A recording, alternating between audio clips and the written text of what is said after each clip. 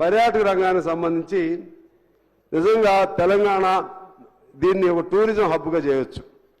అప్పుడు చంద్రబాబు గారు ఇక ఏ ఇజం లేదు టూరిజమే అనేవాడు. అప్పట్లో అందరూ మాకు కోపం వచ్చేది, ఏ ఇజం లేదు అంటున్నాడని. కానీ నిజంగా ఖర్చు లేని ఇజం ఏదైనా ఉందంటే టూరిజమే అధ్యక్ష. ఖర్చు లేని మన తెలంగాణ సంబంధించి గోదావరి ఉంది, కృష్ణా ఉంది, ఇంకా అనేక నదులు ఉన్నాయి.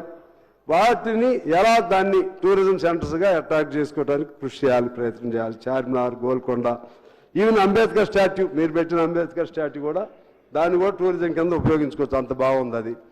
అలాగే ట్యాంక్ బండ్కు సంబంధించింది, సాలార్జంగ్, ఇంకా పురాతనమైన గడులు ఉన్నాయి.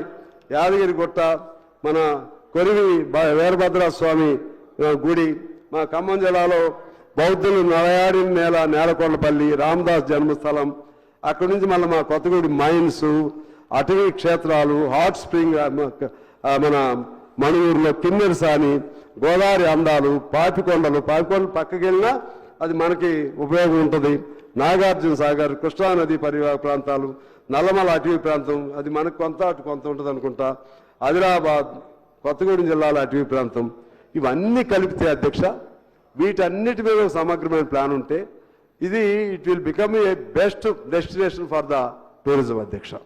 ఆ విధంగా టూరిస్ట్ హబ్గా దీన్ని తయారు చేయొచ్చు.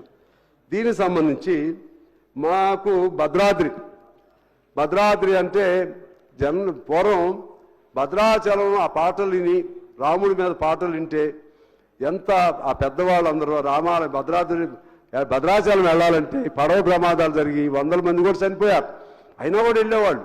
అంటే రాముడి పేరుతోనూ భద్రాద్రి పేరుతోనూ అంత ఇంటిమిటీ, కనెక్టివిటీ తెలుగు ప్రజలకు ఉంది అధ్యక్ష. ఒక్క మన తెలంగాణకే కాదు, ఏపీ నుంచి అయితే మరీ అట్రాక్షన్. ఆ భద్రాద్రిని ఎందుకు నిర్లక్ష్యం చేశారో నాకు తెలియదు అధ్యక్ష. చాలా అన్యాయం చేశారు భద్రాద్రికి సంబంధించి. ఆ రోజుల్లో ఉమ్మడి రాష్ట్రం ఉన్నప్పుడైతే ఆ భూములన్నింటినీ కలుపుకుంటే యాదాద్రి కంటే ఎక్కువ భూములు ఉండేవి. ఇప్పుడు భూములన్నీ అడిపోయాయి అధ్యక్ష, తక్కువ భూములు ఉన్నాయి. ఆ తక్కువ భూములకైనా సరే ఈ ప్రభుత్వాన్ని నేను కోరుతున్నాను, తక్షణం కాంపెన్సేషన్ ఇస్తే, తుమ్మల గారు కూడా వినాలి, ఈ ప్రభుత్వాన్ని కోరుతున్నాను, తక్షణం కాంపెన్సేషన్ ఇస్తే ఆ మాడా వీధులు ఇవన్నీ చేసి ఉన్న దానిలో డెవలప్ చేయడానికి ప్రయత్నం చేస్తే it will become at least if not first it will become number 2 in Telangana. అదేవిధంగా రామునికి సంబంధించి దక్షిణ భారతదేశంలో నెంబర్ 1 అవుతుంది. యాదాద్రి గుట్టంతా తయారు చేయలేము అధ్యక్ష. అందుకని భద్రాచలం పైన ఫోకస్ పెట్టాలని చెప్పి నేను కోరుతా ఉన్నాను. అదేవిధంగా ఇందులో పనిచేసే కాంట్రాక్ట్ కార్మికులు, పర్యాటకంలో పనిచేసే వాళ్ళు దాదాపు మొదట్లో 450 మందిని తీసుకున్నారు అధ్యక్ష పర్మనెంట్గా. చిన్నగా తగ్గిస్తూ వచ్చారు, ఇప్పుడు 50 మంది మిగిలారు. ఇంకా 400 మందిని ఆ పర్మనెంట్ వాళ్ళ ప్లేస్లో కాంట్రాక్ట్ కింద తీసుకున్నారు అధ్యక్ష. వాళ్ళు కూడా న్యాయం చేయండి దయచేసి. మధ్యలో ప్రభుత్వ ఉద్యోగులు రాశారు, ప్రభుత్వ ఐఏఎస్లు రాశారు వీళ్ళు పర్మనెంట్ చేద్దామని, కానీ దాన్ని పాత ప్రభుత్వం పట్టించుకోలేదు. మరి ఈ ప్రభుత్వం ఏం చేస్తుందో చూద్దాం, వాళ్ళైనా వాళ్ళకి న్యాయం చేయాలని చెప్పి నేను కోరుతున్నాను అధ్యక్ష. అది పర్యాటకానికి సంబంధించి, అందులో కళాకారులకు సంబంధించి అధ్యక్ష, మనం తెలంగాణలో ఉన్న కళలు ఏ రాష్ట్రంలో ఉండవు నాకు తెలిసి. ఎందుకంటే ఇక్కడ పుట్టికే పాటతో పుడుతుంది, పోరాటమే. ఎందుకంటే పోరాటాలు గడ్డ తెలంగాణ, పోరాటాలు పాట ద్వారా పుట్టాయి, పాట ద్వారా పోరాటాలు పుట్టాయి అధ్యక్ష. అంత గొప్ప ఇది. కళాకారుల్ని గుర్తించవలసిన అవసరం ఉంది, చేస్తున్నారు కొంతమేరకు, కానీ ఇంకా చేయాలి. అందులో గద్దర్ లాంటి వాళ్ళని గుర్తించారు, సంతోషం. అందశ్రీ లాంటి వాళ్ళని గుర్తించారు, సంతోషం.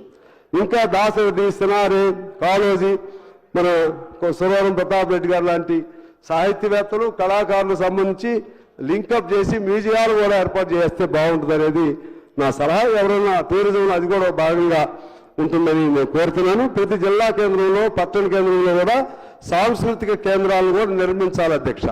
కింద ఉన్న కళాకారులందరూ కూడా వాళ్ళ ప్రతిభను నిరూపించుకునేటువంటి అవకాశం ఉంటుంది. పెద్ద ఖర్చు కూడా ఏం కాదు అధ్యక్ష. అది మా పాల్వంచలో ఒకటి పెట్టారు మన సాంస్కృతిక కేంద్రం. అట్లా ప్రతి దానిలో ఒక్కొక్కటి పెడితే చాలామంది కళాకారులు పుట్టుకొస్తారు, దాని ద్వారా అది వాళ్ళకు ఒక ఉపయోగం ఉంటుందని తెలియజేస్తూ, అదేవిధంగా ఇందులో విప్లవ సంఘాలకు సంబంధించిన వాళ్ళని మాత్రం పూర్తిగా నిర్లక్ష్యం చేస్తున్నారు. అది చేయొద్దని నేను కోరుతున్నాను. అది పాట పుట్టిందే విప్లవ సంఘాల్లో నుంచి. గద్దర్ అయినా, అందశ్రీ అయినా, గోరేటి వెంకన్న అయినా, లేదా మా ప్రజానాట్య మండలి అయినా అరుణోదయం అయినా అసలు పాటే విప్లవ సంఘాల నుంచి పుట్టింది.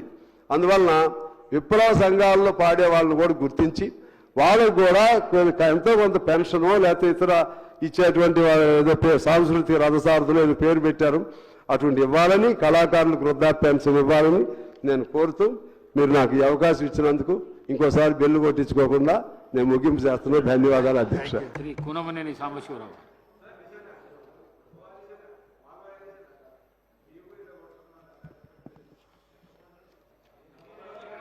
Thank you sir. ముందుగా ఎడ్యుకేషన్ సంబంధించి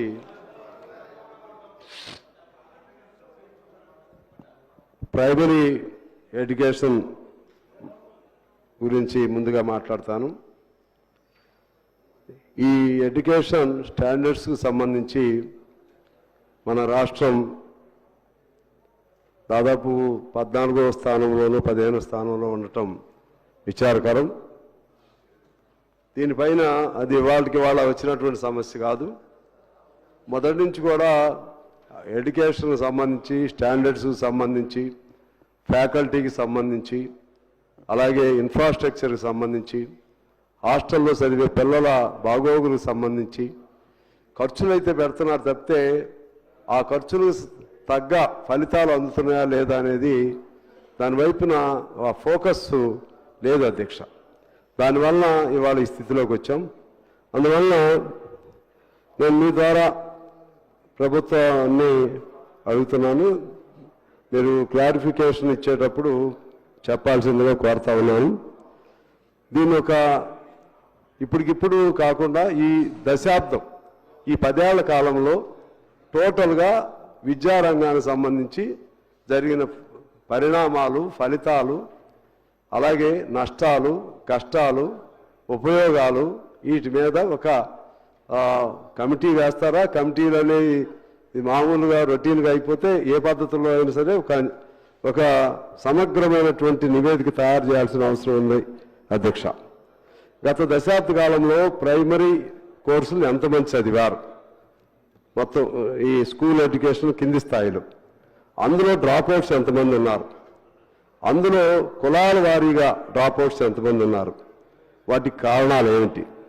అలాగే ఎలిమెంటరీ స్కూల్కి సంబంధించినటువంటి బిల్డింగ్స్ ఎన్ని ఉన్నాయి, ఇంకా అవసరాలు ఎన్ని ఉన్నాయి, ప్లే గ్రౌండ్స్ ఎన్ని ఉన్నాయి, రేషియో ప్రకారంగా స్టాఫ్ ఉన్నారా లేరా, స్టాండర్డ్స్ ఏమిటి, ఇటువంటి అంశాలను కొన్నిటిని తీసుకుని దానిపైన ఒక సమగ్రమైనటువంటి ఒక విచారణకు వస్తే దాని లోపాలు అర్థమైతే ఆ లోపాలని సరిదిద్దుకోవడానికి అవకాశం ఉంటుంది అధ్యక్ష. అలాగే సైన్సు, మ్యాథమెటిక్స్, ఇంగ్లీష్ ఇటువంటి సబ్జెక్ట్స్ వీటిల్లో మనం కొన్ని దేశాలతో పోల్చుకుంటే, ఇది నేను చెప్పేది భారతదేశంలో సగటుకు సంబంధించి చెప్తున్నాను అధ్యక్ష, కొన్ని దేశాలతో పోల్చుకుంటే మన 10th స్టూడెంట్ స్టాండర్డ్ వాళ్ళ 5th స్టూడెంట్కి స్టాండర్డ్ కూడా చాలట్లేదు అధ్యక్ష. ఈ విధమైనటువంటి పద్ధతుల్లో మన విద్యా విధానం సంఖ్య పెరుగుతుంది, కానీ స్టాండర్డ్స్ ప్రామాణికత విషయంలో కొనారిల్లుతుంది అధ్యక్ష. ఇక హయ్యర్ ఎడ్యుకేషన్ సంబంధించి విచిత్రంగా ఉంటుంది. మన వాళ్ళందరికేమో సహజంగా ఇంగ్లీష్ మీడియం చదివించాలని కోరుకుంటుంది, కానీ అది అటు ఇంగ్లీషు పూర్తిగా రాదు, అటు తెలుగు పూర్తిగా రాదు. ఆ స్థితిలో ఇప్పుడు మన సమాజం ఉంది అధ్యక్ష. దానివల్ల ఒరిజినల్గా మనకి ఎంత కెపాసిటీ ఉన్నా సరే, మనకు ఒరిజినల్గా మన వ్యక్తి ఎంత శక్తివంతులైనా సరే, ఈ లాంగ్వేజ్ బ్యారియర్ వల్ల చాలా వెనుకబాటుకి గురవుతున్నాం అధ్యక్ష. దీన్ని కూడా ఇంతకుముందు లాగానే హయ్యర్ ఎడ్యుకేషన్లో ఈ 10 ఏళ్ల కాలంలో ఎంతమంది చదివారు, అందులో ఎంతమంది డ్రాప్అవుట్స్ అయ్యారు, అలాగే వాళ్ళలో ఎంతమందికి ఉద్యోగాలు వచ్చినాయి, స్టాండర్డ్స్ విషయంలో ఏ స్థానంలో మనం ఉన్నాం, ఇవి ఒక అంచనాకు రావాల్సిన అవసరం ఉందని నేను మీ ద్వారా తెలియజేస్తున్నాను అధ్యక్ష. ఇప్పటికి కూడా తెలంగాణ, కేరళ, తమిళనాడు రాష్ట్రాల కంటే మనం ఇంకా దిగువన ఉన్నాం. ముఖ్యంగా నాకు తెలిసినటువంటి కొన్ని రీజన్ చెప్తాను. ఒకటి, డిగ్రీ, పీజీ కళాశాలకు సంబంధించి సరైనటువంటి నిఘా లేదు. కేవలం పర్మిషన్స్ ఇస్తున్నారు తప్పితే అందులో చదివే పిల్లలపైన నియంత్రణ లేదు, కళాశాలలపైన నియంత్రణ లేదు. ఆఖరికి ఆ కళాశాలలకు అటానమస్ స్టేటస్ ఇస్తున్నారు అధ్యక్ష. అటానమస్ స్టేటస్ అంటే అర్థం ఏంటంటే ఇక మనకు ప్రభుత్వంతో పని లేదు. దానికి ఒక మినిమం సంఖ్య చూసి అంటే స్వయం ప్రతిపత్తి అంటే వాళ్ళు ఎంతైనా ఫీజులు వసూలు చేసుకోవచ్చు, ఏ పద్ధతిలో చేయవచ్చు. స్టాండర్డ్ ఉందా లేదా మళ్ళీ దాని మీద నిఘా లేదు. అంటే ఇది ప్రభుత్వాలు, ఏ ప్రభుత్వం అయినా కానీ హయ్యర్ ఎడ్యుకేషన్ నుంచి తమ బాధ్యతను విస్మరించి హైయర్ ఎడ్యుకేషన్ అనేది ఇక చేతుల్లో లేకుండా చేయాలనేటువంటి ఒక ఆలోచన. Not in Telangana. It is a concept being adapted elsewhere in India, particularly by the central government. So దీనికి సంబంధించి ఇటీవలే మనం ఒకటి చూసాం. ట్రంప్ అమెరికాలో ఇంతకుముందు ఎడ్యుకేషన్ మొత్తం కూడా ప్రభుత్వ రంగంలో ఉండేది అధ్యక్ష. ట్రంప్ ఈ మధ్య taken a decision to delete entire this higher education system from the government నుంచి సిస్టమ్ తీసేశాడు. మన నరేంద్ర మోడీ గారు కూడా ఆ ఫుడ్ స్టెప్స్లో నడుస్తున్నట్టుగా ఉంది. దానికి సంబంధించి హయ్యర్ ఎడ్యుకేషన్ మీద సరే దేశంలో ఎన్ఈపీలు ఇటువంటివి వచ్చినాయి, న్యూ ఎడ్యుకేషన్ పాలసీ. మన రాష్ట్రం సంబంధించి హయ్యర్ ఎడ్యుకేషన్ సంబంధించి మీరు తీసుకునే జాగ్రత్తలు ఏమిటో చూడాల్సిన అవసరం ఉంది అధ్యక్ష.